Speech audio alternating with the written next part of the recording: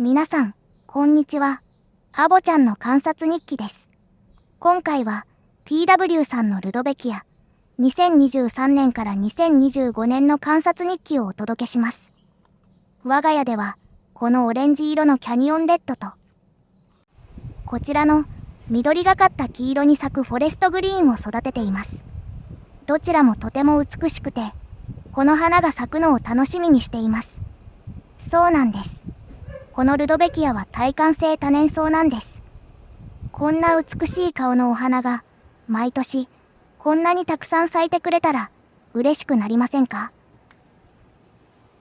ということで2023年に購入したルドベキアが2024年と2025年にたくさん咲いた様子を見てほしくて動画にしました。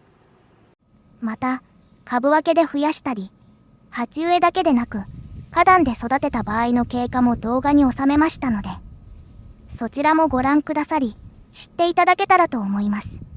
それでは、始めていきますね。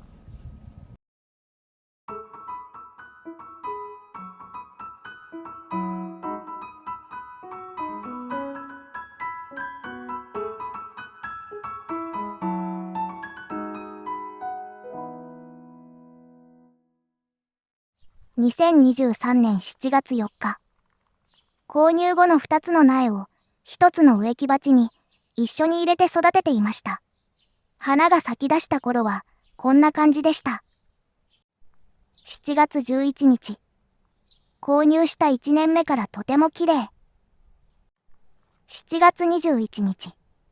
まだ綺麗ですね。2023年はここでルドベキアの動画が終了でした。2024年5月5日。冬越しをしたルドベキアがここにあります。動画を撮っていなかったけれど、実は2つとも株分けをして植えています。株分けはどちらも2つに分けて、片方は花壇に植えて育てました。もう片方が、この植木鉢の苗です。5月20日。小さな植木鉢に植えていた苗が、だいぶ大きくなったので、根っこを見てみることにしました。鉢に結構びっしり根が生えていました。鉢を大きいものに変えることにしました。植え替え後です。左がオレンジ色のキャニオンレッド、右が緑色のフォレストグリーンです。6月10日。暖かくなってくると成長が早くなります。こちらは花壇に地植えしたものです。こっちも順調に育っていました。鉢植えのキャニオンレッドはつぼみがたくさんついていました。6月15日。鉢植えのキャニオンレッドが水切れを起こしやすくなりました。株が少ししおれていますよね。根っこを見てみることにしました。こんなにびっしり生えていました。植木鉢のルドベキアは葉の成長と根の成長が比例するようです。植木鉢は大きい10号サイズに変更します。リサイクル土を使っています。ルドベキアはあまり土にこだわらなくていいように思います。ただ、植木鉢の場合、2年目以降、株が大きくなるので、成長期は鉢が大きめの方がいいと思います。この鉢は高さが 27.5 センチメートルあります。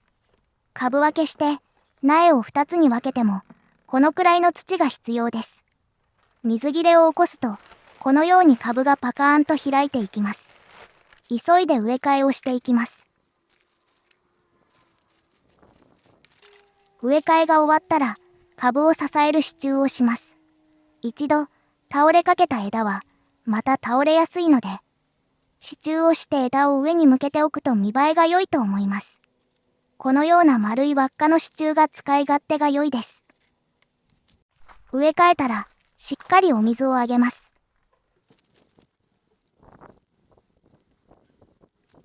水をしっかり吸い上げるとこのように回復します。割と短時間で回復します。水切れを起こし始めたら暑い時間でも水をあげた方が良いと思います。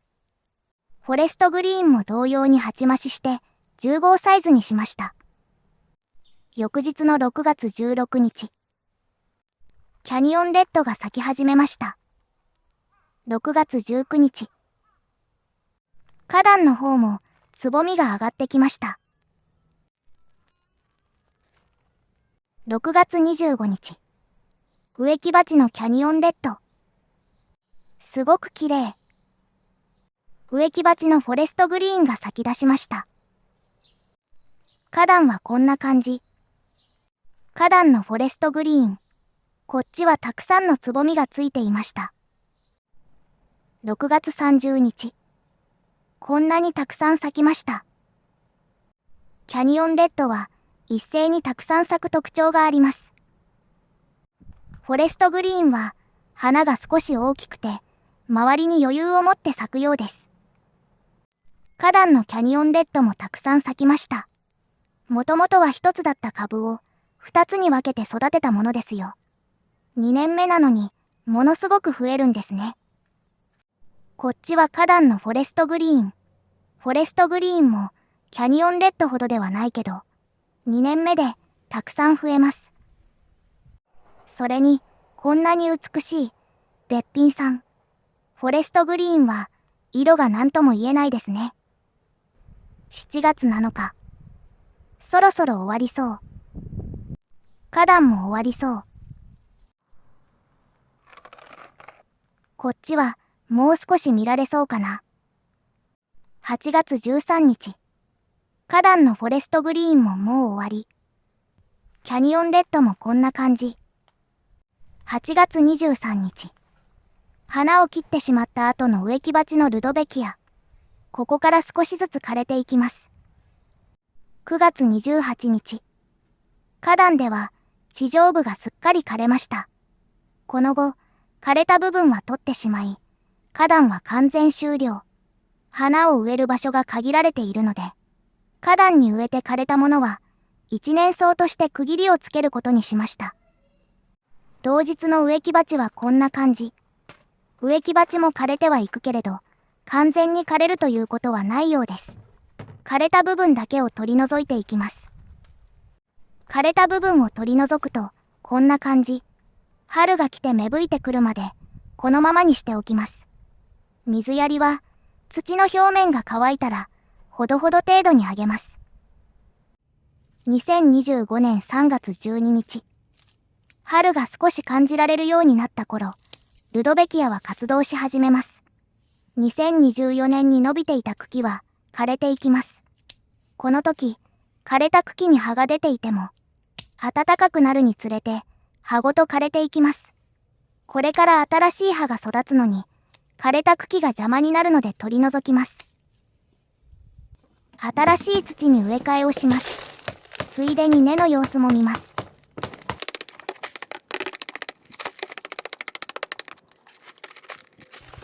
鉢の底まで根がありますね。でも、先ほど見ていただいた2024年の根の様子を覚えていらっしゃいますか？確か、成長とともに根も増えて、地上部の葉と根が比例していましたよね。なので、ここは思い切って古い根を取っていくようにします。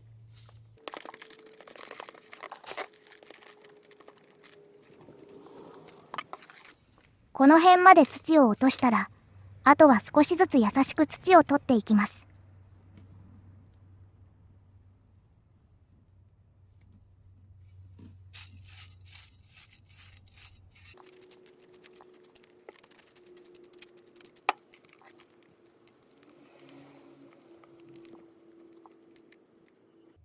そして、大方土を落とせたら、株分けできる位置を探します。探していたのですが、私はここで株分けできるところを見つけられず、結局、このままの状態で植えることになりました。根がこんな状態になるまで、株分けできるところを探しました。でも、この太い古い茎があって、株分けにためらってしまった。この古い太い茎の少し上に、新しい葉がついていたから取り除けなかった。でも、先ほど言ったように、この新しい葉は、古い茎ごと枯れるんです。だから、この茎は気にせず、株分けをすればよかったと。後で、後悔することになりました。そして植え付けるときは株に合わせた大きさの鉢に植えます。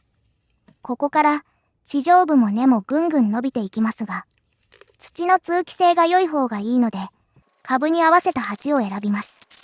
土はリサイクル土を使っています。株を見ていただくと、明らかに株が2つに分かれてますよね。分ければよかったなぁ。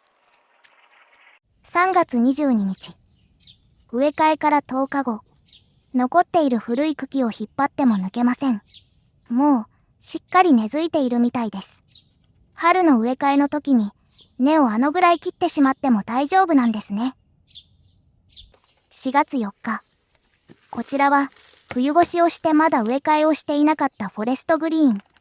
春に出てきた新芽が、少し大きくなってしまいました。こちらも新しいリサイクル土に取り替えていきます。そして、株分けもします。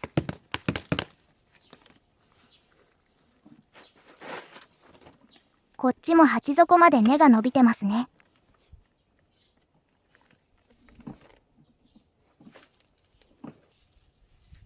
土をほぐしながら株分けできるところを探します。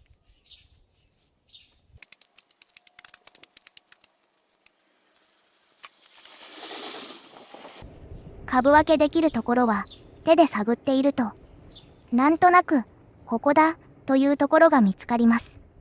そうしたらそこから分けられるように株と根を手で引っ張っていきます。思っていたところと違うところや地上部と根を分けてしまうような位置でちぎってしまわないように注意してゆっくり引っ張って株を分けます。するとこんな風に手で株を分けることができます。この時雑草や枯れた葉などを取り除いていきます。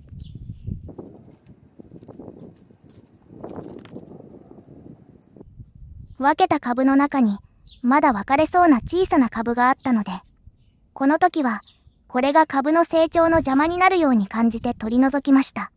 そしてこの2つの株も株に合わせた鉢に植え替えて育てることにしました。4月7日。右の2つがフォレストグリーン。順調そうです。5月4日。だいぶ大きくなってきました。これは午前8時45分の撮影時。そしてこれが同日の午後4時57分の撮影時。左のキャニオンレッドだけしおれているのがわかりますか？朝、水やりをして夕方、こんな風になっていたら、水が足りていないということになります。ルドベキアはまだまだこれから伸びて大きくなっていきます。黒い容器の中で見ると葉も黄色くなっているのがわかりますね。こうなったら鉢をもっと大きいものに変えた方が良いようです。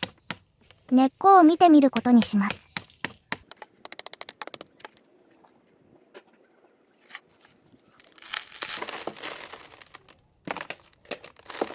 土が下まで乾いているようです。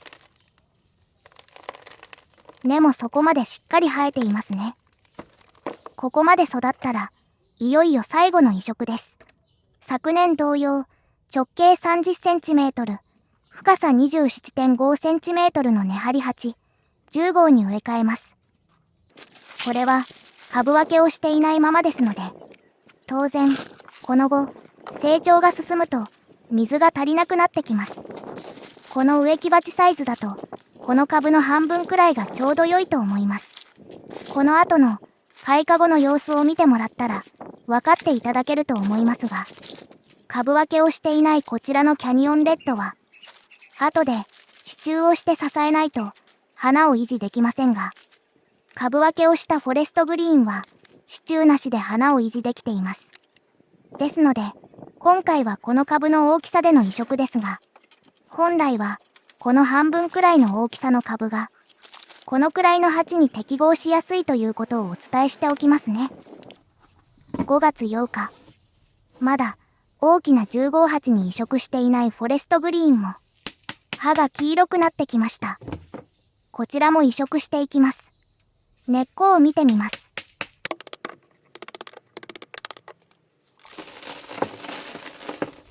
土も乾いているし、根っこもそこまで回っています。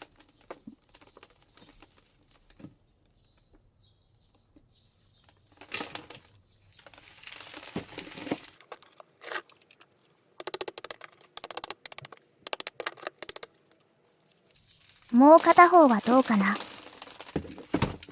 こちらも同様、土が乾いているし、根もそこまでしっかり回っています。鉢底の土も崩れていませんでしたね。これなら移植しても大丈夫なので、この後10号鉢に移植しました。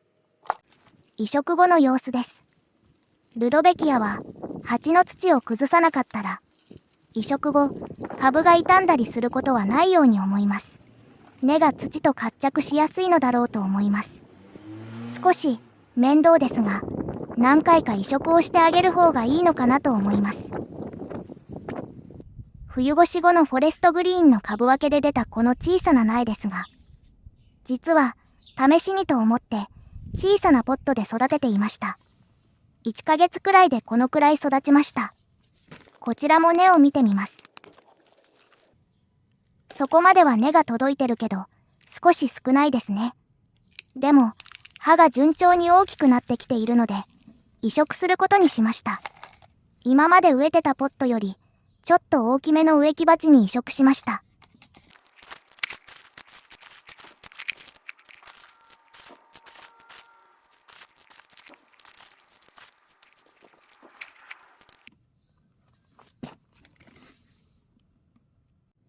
5月23日。小さな苗も暖かくなってきたら成長が進むようになりました。10号鉢に植えたこちらもだいぶ大きくなりました。6月2日。小さな苗も葉が少し黄色くなってきました。根っこを見てみます。結構びっしり根が生えていますね。土も崩れないし、また鉢を大きくした方が良さそうです。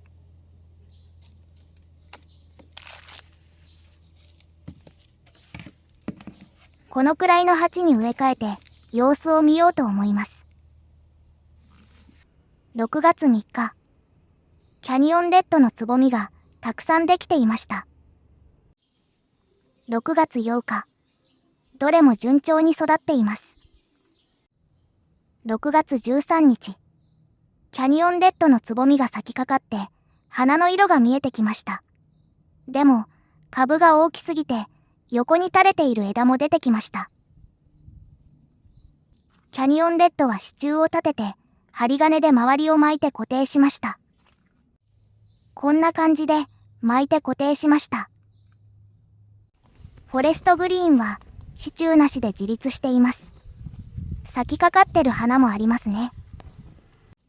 あれほど小さかった苗もちゃっかりつぼみがついてきました。捨てずに育ててみてよかったです。6月15日。今年はキャニオンレッドより先にフォレストグリーンが咲きました。最初に咲いたフォレストグリーンは緑色が強かった。こんな色の花はあまり見たことがないので新鮮な感じでした。6月16日。この日の最高気温34度。急な気温上昇で葉がしおれる。ルドベキアは暑くなるととにかく水切れをすぐ起こします。こんな風になってしまったら、どんなに気温が暑くても水をあげた方がいいです。暑い中の水やりで根が傷みそうだと心配になりますが、あまりその心配は必要ないみたいです。それよりも水切れ後に枝が倒れてしまう方が後の処理が大変です。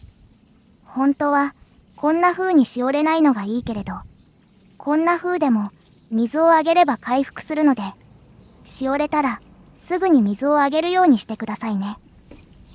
そして2025年の6月は梅雨の雨に激しい風も加わり、梅雨の合間の晴れの日差しが強いせいか、枝の一部が傷んでしまいました。雨風が強いせいで、いつの間にか枝が折れてしまったからなのか、枝が傷んだ理由がわからなかったけれど、これ以上他に傷みが広がるのは避けたかったので、傷んだ枝を取り除くことにしました。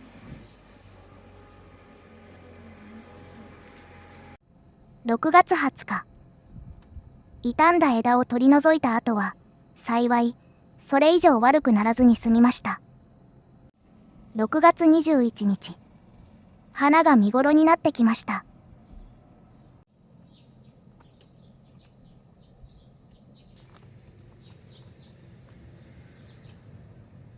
6月22日。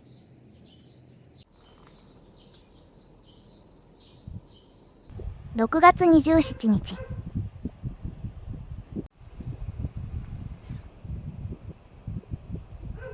とうとう、キャニオンレッドが倒れてしまいました。株が大きすぎて、枝が横に広がってしまうことと、株が大きすぎて、水切れが起こりやすいことが原因です。まだ、美しく鑑賞できる時期なのに、もったいないことをしました。7月1日。キャニオンレッドは、とうとうこんな感じになってしまいました。針金で巻いたものも、もう枝を支えることができないみたい。7月2日。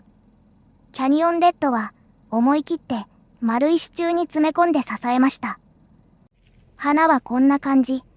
もう来年のために、花を落としちゃおうかな。まだ見ていたいけど、悩むな。そういえば、小さかった苗、ここまで成長したんですよ。つぼみも5個以上あるし、10分、鑑賞できますよね。小さな苗も、捨てるのは惜しいですね。ということで、今回はここでおしまいです。とっても美しいルドベキア。よかったら、育てて、増やして、翌年も育てて、楽しんでみてくださいね。それではまた。最後まで動画をご覧くださりありがとうございます。よろしかったら高評価、チャンネル登録をお願いいたします。次回もまた見てくださいね。